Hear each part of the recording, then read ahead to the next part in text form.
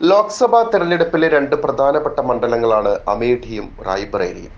ഇവിടെ മത്സരിക്കുന്നത് ഗാന്ധി കുടുംബത്തിലെ ആൾക്കാരാണ് എന്നതുകൊണ്ടാണ് പ്രത്യേക പരിഗണന ലഭിക്കുന്നത്. എന്നാൽ അമേഠിയിൽ അത് കഴിഞ്ഞ തവണ നഷ്ടമായി. BJP-കാരിയും നടിയുമായ സ്മൃതി ഇറാനി രാഹുൽ ഗാന്ധിയെ തോൽപ്പിച്ചതോടെയാണ് അമേഠിയുടെ പിടിവിട്ടത്. എന്നാൽ റായ്ബറേലി എന്നും കൂടെ നിന്നു. സോണിയാഗാന്ധിയുടെ തട്ടകത്തിൽ ഇത്തവണ രാഹുൽ ഗാന്ധിയാണ് മത്സരിക്കുന്നത്. അപ്പോൾ അമേഠിയിൽ മത്സരിക്കുന്നത് ആര് എന്നൊരു ചോദ്യം ഉയർന്നു. രാഹുലിന്റെ സഹോദരി പ്രിയങ്ക ഗാന്ധിയാണോ അതോ അവരുടെ ഭർത്താവ് റോബർട്ട് വാദ്രയാണോ എന്നായിരുന്നു ആ സംശയം. എന്നാൽ ഇതിനെല്ലാം മുകളിലൂടെ പറന്നിറങ്ങിയത് പഞ്ചാബുകാരൻ കിഷോരിലാൽ ശർമ്മയാണ്. ഗാന്ധി കുടുംബത്തിന്റെ വിശ്വസ്തനായ കിഷോരിലാൽ ശർമ്മ ആരാണ് എന്നതാണ് ഇപ്പോൾ വോട്ടർമാർ തിരയുന്നത്.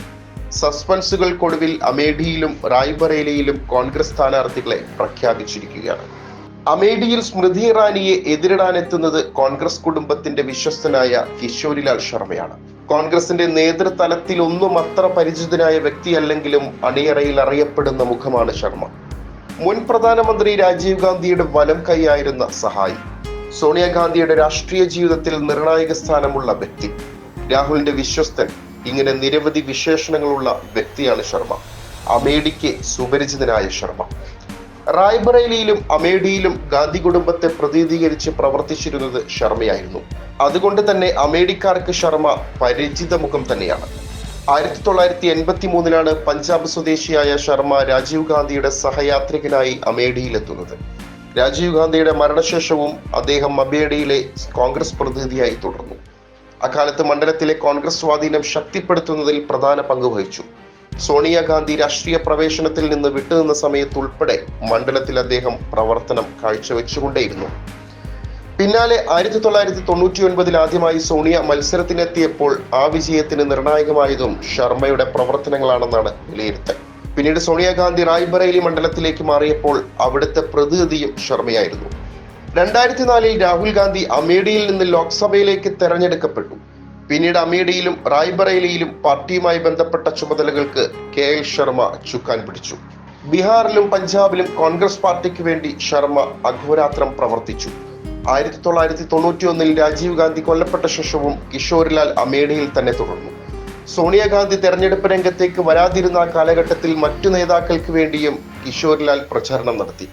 1999 സോണിയ ആദ്യമായി തെരഞ്ഞെടുപ്പ് കളരിയിൽ ഇറങ്ങിയപ്പോൾ മുഖ്യ പ്രചാരകന്റെ വേഷം കിഷോരിലാൽ ഏറ്റെടുത്തു.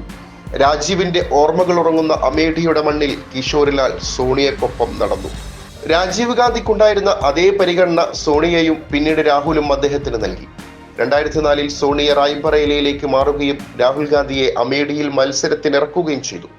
അന്നും അമേഠിയിൽ രാഹുലിന്റെ പ്രചാരണങ്ങൾക്ക് ചുക്കാൻ പിടിച്ചത് കിഷോരിലാൽ തന്നെയായിരുന്നു. സോണിയ റായ്ബറേലിയിലും രാഹുൽ അമേഠിയിലും മത്സരിച്ചതോടെ രണ്ട് മണ്ഡലങ്ങളിലും കിഷോരിലാൽ പ്രത്യക്ഷപ്പെടാൻ തുടങ്ങി. ദേശീയ നേതാക്കളായതിനാൽ സോണിയാഗാന്ധിയും രാഹുൽ ഗാന്ധിയും റായ്ബറേലിയിലും അമേഠിയിലും സ്ഥിരമായി എത്താറില്ല. ഇത് പരിഹരിക്കാൻ കോൺഗ്രസ് കണ്ടെത്തിയ മാർഗം കിഷോരിലാൽ ആയിരുന്നു. പദ്ധതികളുടെ ഏകോപനവും നടത്തിപ്പുമായി കിഷോരിലാൽ ഇരുമണ്ഡലങ്ങളിലും നിറഞ്ഞു നിന്നു. ഇതിനിടെ ബീഹാറിന്റെയും പഞ്ചാബിന്റെയും ചുമതലയുള്ള AICC അംഗമായി. അപ്പോഴും റായ്ബറേലിയും അമേഠിയും വിട്ടുകളയാൻ കിഷോരിലാൽ തയ്യാറായതുമില്ല. നെഹ്റു കുടുംബത്തിന് പുറത്തു നിന്നുള്ളവരും മത്സരിച്ച് ജയിച്ച ചരിത്രമുണ്ട് അമേഠിക്ക്.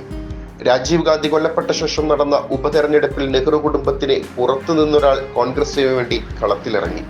രാജീവിന്റെ സ്വന്തം സഹചാരിയായിരുന്ന സതീഷ് ശർമ്മയായിരുന്നു കോൺഗ്രസിന് വേണ്ടി ഇറങ്ങി ജയിച്ചത്. സതീഷ് ശർമ്മ ജയിച്ചതുപോലെ കിഷോരിലാൽ ശർമ്മയും ജയിക്കുമെന്ന പ്രതീക്ഷ കോൺഗ്രസിനുണ്ട്. കാരണം രാജീവിന്റെയും സോണിയയുടെയും രാഹുലിന്റെയും സ്വന്തം സഹചാരി എന്ന വികാരം വോട്ടാക്കി മാറ്റാൻ സാധിക്കുമെന്ന പ്രതീക്ഷയിലാണ് കോൺഗ്രസ്. പൊളിറ്റിക്കൽ ഡെസ്ക്, അന്വേഷണം ന്യൂസ്.